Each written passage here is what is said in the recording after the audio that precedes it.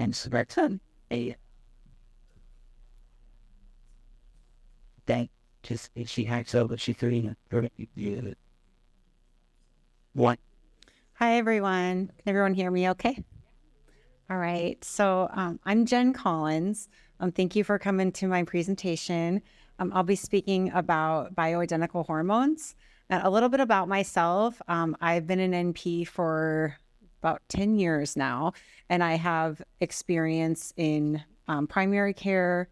And when I first started my practice and practicing, I learned bioidentical hormones right along with the primary care. And so I have that for my experience. And then I got into aesthetics. And now I have my own practice in Glendale, North Glendale, over by Arrowhead Hospital. And I am doing all of the fun things. I'm doing bioidentical hormones, weight loss, thyroid, and aesthetics. And I have another provider with me. And we just have a good time. So before I was an NP, I was a nurse for probably 12 years, and I did mainly cardiac nursing as well as just a little bit of everything, working in the hospital and wherever they needed me. So that's just my background. So as many of you know, menopause, it's usually the age around 50 when it starts, but it can start as early as, or the mean age is for a final menopause is like 45 to 55, but a lot of people can feel symptoms in their 30s, and I even have younger girls than that. But the symptoms can be very much, very significant for a lot of people. So with the Women's Health Initiative in the 90s, it was really hard on a lot of women with the oral estrogens being used, and then they found that those were not safe. But even taking people off their oral estrogens did more harm than good, they found in retroactive studies. But nowadays, bioidentical hormones are the way to go in the way of the future. They are very much safe. They're plant-based and close to what our own bodies make. And a lot of it's just like getting the education and going somewhere where that's trusted, that you know that you are getting safe care.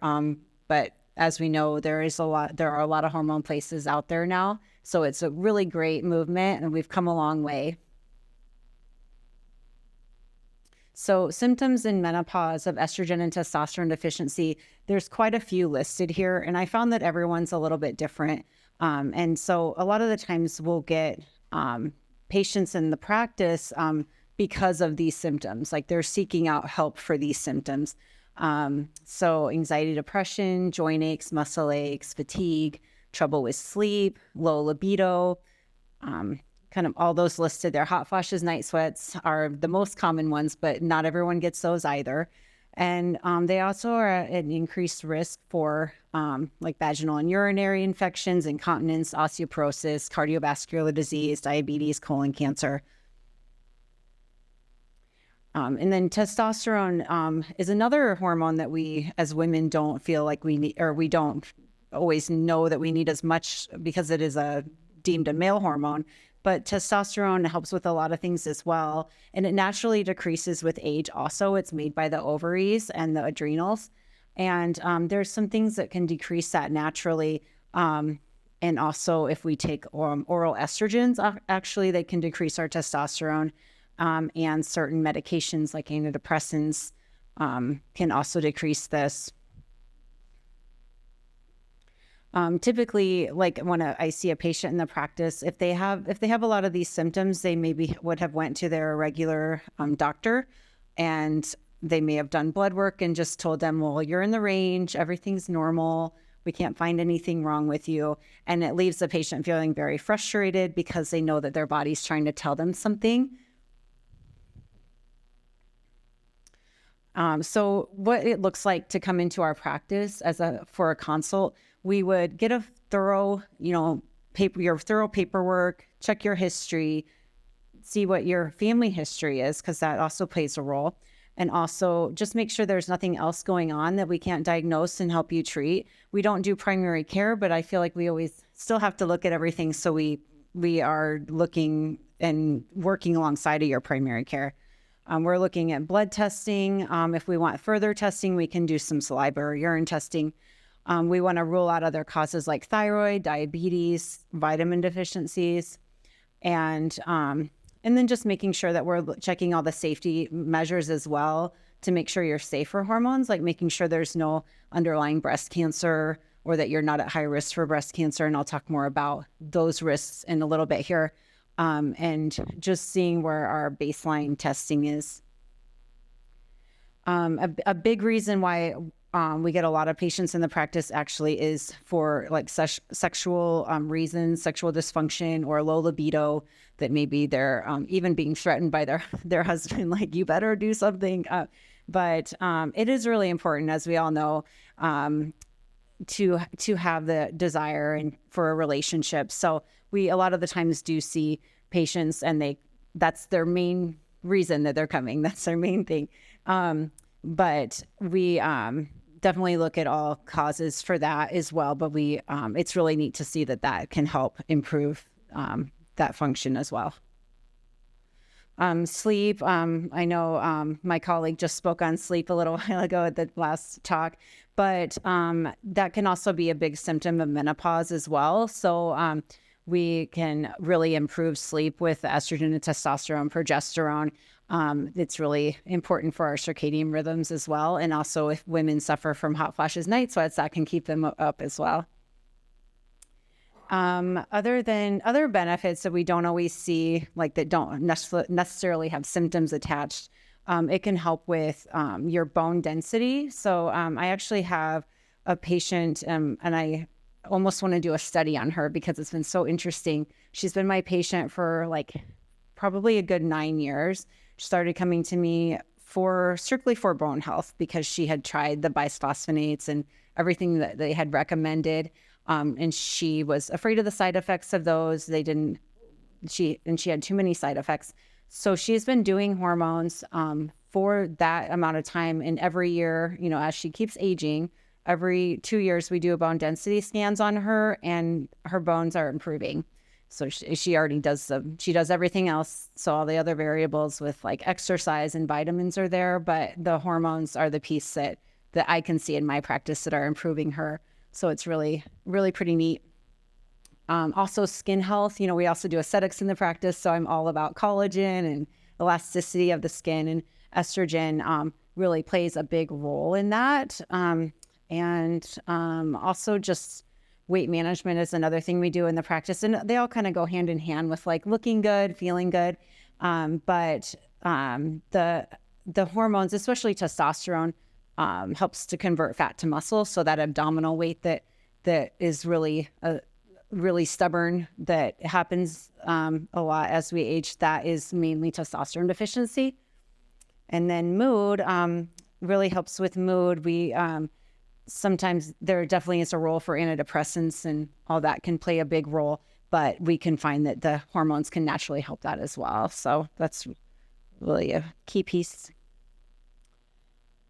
So non-hormone replacement options, and these are a lot of the times recommended by doctors that don't do hormones so much, but the antidepressants, sometimes those will be offered to someone that presents with hormone deficient symptoms. So also I'm sure you've all heard of black cohosh and some natural remedies that can definitely help a little bit as well. DIM is a supplement that can help reduce estrogen excess. And then DHEA and other adrenal support supplements can also help. This slide, I'm just kind of touching on the oral estrogen because that's what a lot of prescribers still prescribe, are oral estrogens, and they are typically covered by your insurance. They are FDA approved, but this is kind of what stemmed the Women's Health Initiative as far as the safety that they found and efficacy of the oral estrogens. There is first pass effects. So as they metabolize to the liver and they activate clotting factors. So that is puts you at risk for coagulation disorders, strokes, and blood clots. So oral estrogens we stay away from in the practice, and stick with ones that have a better root, like that I'll get into here in a little bit. FDA. So as we know, the FDA regulates, all of our medical, things, and they definitely are very thorough in looking at everything. There is some controversy with the compounded medications.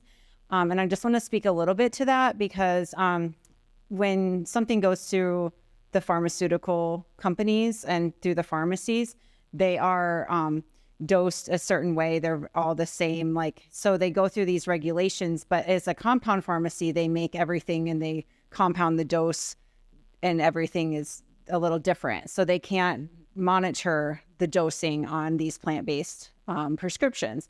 However, the FDA does highly regulate the compound pharmacies. They have strict guidelines, very strict actually, that actually make it hard for them to even operate sometimes. So when I talk about FDA regulation, I make sure that my patients know that these pharmacies are highly regulated and they are real pharmacists and they are really smart. But just the actual medication that they're getting doesn't go through the testing that they would normally get. So delivery options. So bioidentical basically means plant-based. It is close to what our own bodies make so that our bodies can recognize the hormones and use it as its own.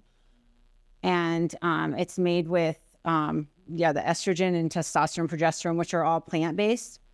The pellets, if have you guys heard of the hormone pellets? Everyone pretty much. So pellets are traditionally what I would recommend as the best option, but there are other options as well. They are inserted into the sub-Q fat of the glute. So it's a procedure done in the office, and you're numbed really well to make sure that you can feel the procedure. And they look like little, like a grain of rice, or I like to say like a little rabbit pellet, and they're just placed under the skin. And then they last about 3 to 4 months, and they just absorb into the bloodstream. So not bypassing the liver. They last about 3 to 4 months. Creams are another option. Those are typically, those would be made at the compound pharmacy, and we can dose and tell them what dose we'd like you to have. You apply them daily to like your inner thighs or bikini line or inner arms. Troches or sublingual tablets. These are also bioidentical and made at the compound pharmacies as well. It's something that you take daily. And they do, with that buccal absorption or under the tongue sublingual absorption, they do absorb into your bloodstream. There is a little bit of, there may be a little bit of oral, with just being mixed with your saliva though, that could metabolize to the liver. So sometimes I would maybe not choose that option for someone that I think is more at a risk for. Patches can be, you can get those at your retail pharmacy, CVS, Walgreens. So sometimes I'll prescribe those, especially if they don't want testosterone, or that's because that can have a little bit of insurance coverage. That is like a one that we can do through the regular pharmacy. It's just that they don't make a testosterone patch. So sometimes, like if we're doing testosterone as well, we'll combine those into another option. And then there's like the vaginal creams and suppositories as well that can help with like a local vaginal irritation or moisture. And those also can go through the regular pharmacy or the compound. For pellets, they are a slow burn off. They last 3 to 4 months. You don't have to worry about taking something every day, which a lot of people like, especially if they're not good at remembering to take their medications. The incision and site can be sore for up to a week, and then you have some precautions, like you don't want to do a lot of lower body activity for 3 days, no soaking. And the risk, they can there is a risk for infection with any kind of insertion into the skin. So you would be asked to take precautions to avoid infection. Sometimes the pellets can extrude, but for the most part, we don't see problems, and they're a really good option for people. So risks, and I'm going to touch more on these on the other slide. So With cardiovascular risk, we always want to make sure that check baseline cardiovascular health to make sure that someone doesn't need a further workup before receiving hormones. But overall, the cardiovascular health can improve with the hormones. And they've done a lot of studies showing low risk for cardiovascular health. And especially if we choose the options that don't bypass the liver, then that's not a problem. And then breast cancer. So this is a big one, and why maybe a lot of women would opt to not do hormones. And so we look at several factors. Like I'm always going to look at your family history to make sure you're not at a high risk for breast cancers. We can have the ability to do genetic testing as well. But what they found with breast cancer, and there's been a lot of controversy on this, but also a lot of studies have been done, and they really haven't been able to blame breast cancer on hormone therapy. It's just that if you had breast cancer underlying in your cells, then estrogen can feed it. So that may be your own estrogen, or it may be endogenous estrogen that can actually feed the breast cancer and cause it to grow. So we do have certain criteria for our patients. We make sure they're up to date on their yearly mammogram, and that if we need further testing, even MRIs or ultrasounds, if they have dense breasts, then we would check those as well. Because breast cancer obviously is not taken lightly in our practice, but we also know that it's not going to cause them to develop breast cancer. One thing I do make sure they understand, though, is that it can make their breasts appear more dense, and so that can skew or hide a breast cancer. So that's why the screening is so important as well. Uterine cancer. So estrogen causes a natural thickening of the uterine lining. It's just something natural that estrogen does.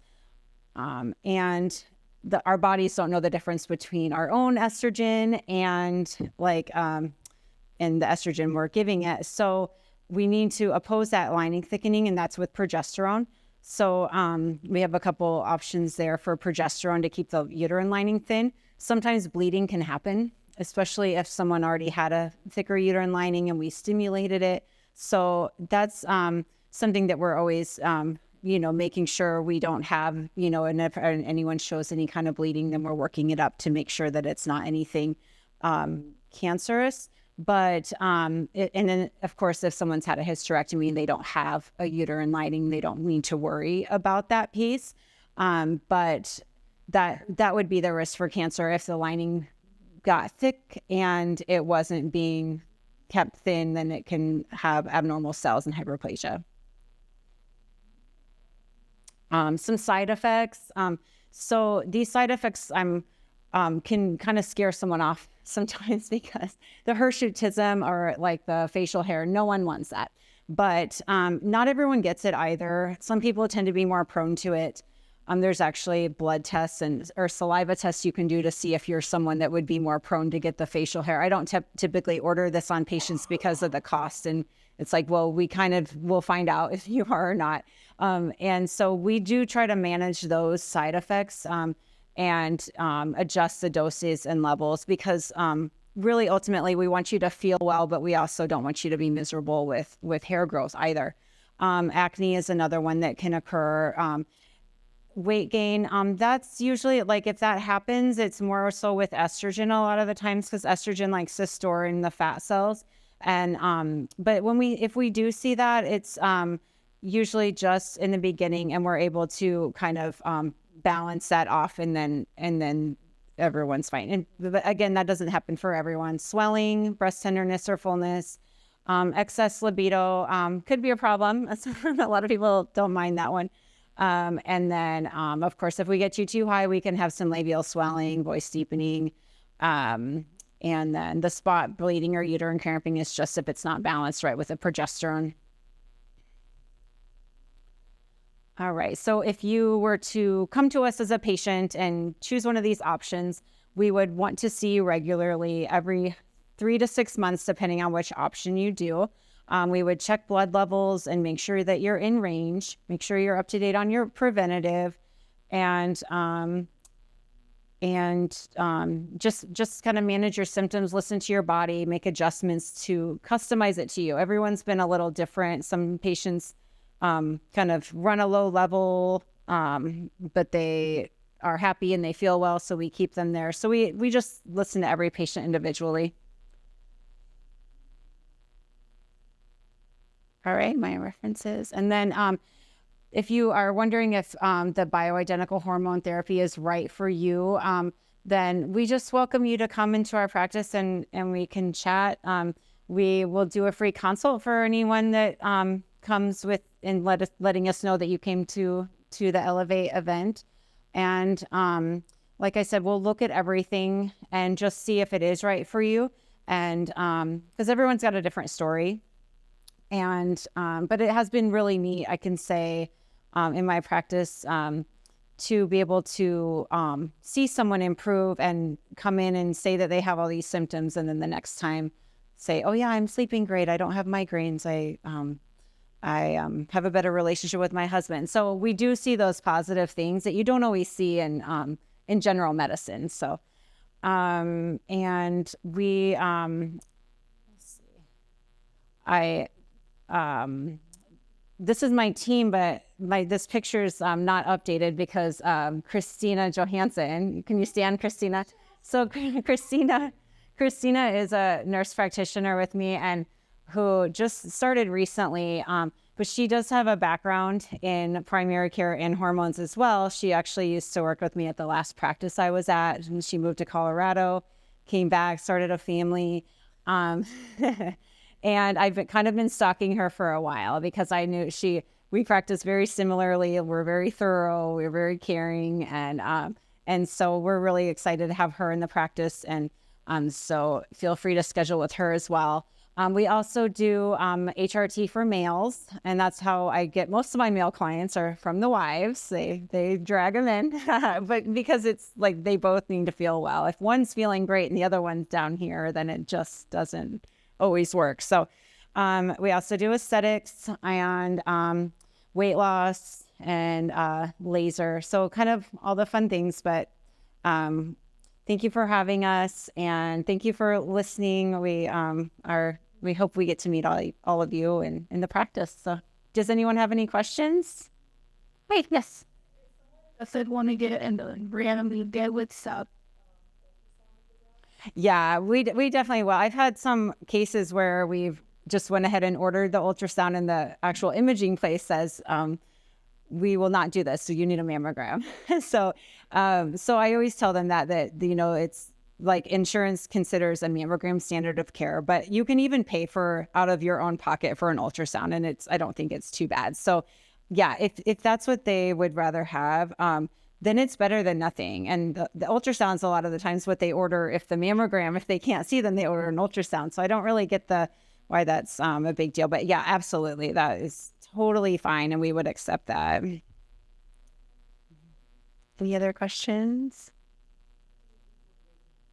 So for weight loss, we've always done like a medical program and we've done medications with like phentermine and that sort of thing. But since the GLP-1s have become FDA cleared for weight loss, like Ozempic and Mounjaro, we have been offering the compound form of those, the semaglutide and the tirzepatide. And so for 2 years now, I've been prescribing those. And it's been really successful and safe. Like I've seen really good results with my patients, and I allow them to, inject at home. So we order them a vial through the compound pharmacy, and then I see them frequently and do labs, and it's been really great. So because that's it kind of goes hand in hand with the hormones as well, and I think also feeling good about ourselves. So yes.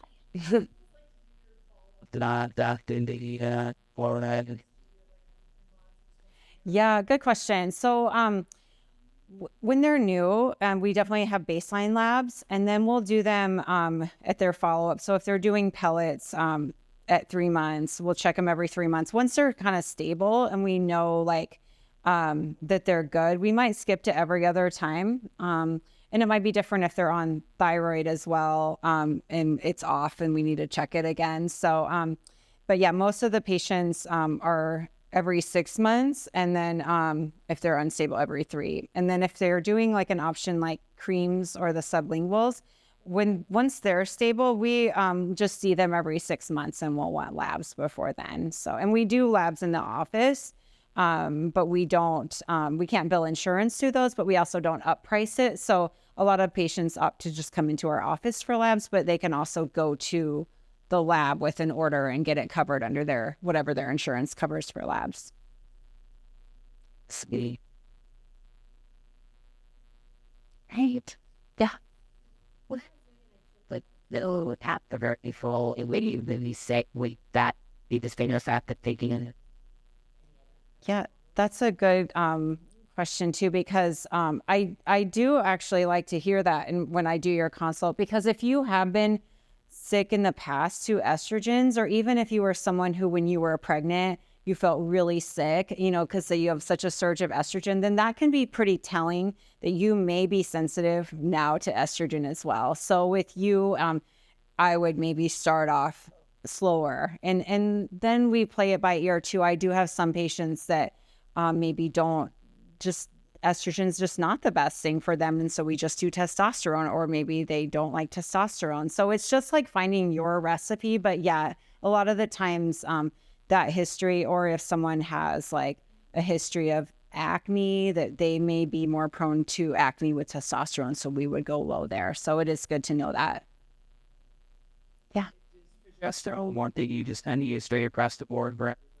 That's a good question too, because technically, like if they have a uterus and they're getting estrogen, they definitely need progesterone, but otherwise they don't necessarily need to take progesterone. But it is very beneficial, and I do prescribe it a lot for even those without a uterus, because of the benefits for sleep, and also like there's some benefits for breast cancer prevention. So yeah, that one is very commonly just prescribed for most patients. So, Any other questions? Yeah. between the medical progesterone in the bioidentical. So the progesterone through the pharmacies, the retail pharmacies, actually is considered bioidentical. So, and it is a safe mode as well. So I actually do prescribe it a lot through the retail pharmacies, because then a patient might get some insurance coverage. I'm very, very cost conscious. And so as we're talking about options with our patients too, we're also seeing like, what can you sustain, you know, for like financially, because that's what we want. We want you to feel good without, you know, like breaking the bank either. So yeah, a lot of the times we'll just go through the regular pharmacy. The compound pharmacies do make it as well, and they can do different dosing. They can do sublinguals. But yeah, a lot of the times we'll just go through the regular. Yeah. I had yours. They'd ask, no, I'm not the bioidentical. So, again, this the answer. How do you say anything? Yeah. Like the printout of it. Yeah, and it said it was the peanut butter. And on that, I like info is you. Well, the bioidentical, you know, keep in mind, like with the compound pharmacies, that's the beauty of the compound pharmacies. They can do really anything. Like they can, so if someone does have like a peanut allergy, then they can do it differently. So yeah, but you're right. It does have a peanut out, and that's something that some people that is not good for if they're allergic to peanuts. Yeah. So no, that's very true. And I think I've actually didn't always know this either, but the retail pharmacy, some of their estrogens, and they do have some creams, and they are considered bioidentical too. So it's not, when I say bioidentical, it's not all compound. There is some through the pharmacy as well, and we can always try those. Sometimes it just ends up, if it's not covered by your insurance, it might even be more expensive than the compounds, so we could always price those out. All right. Well, thank you all for your time, and feel free to stop by our booth afterwards, or we'll be here tomorrow as well. Okay. Thank you.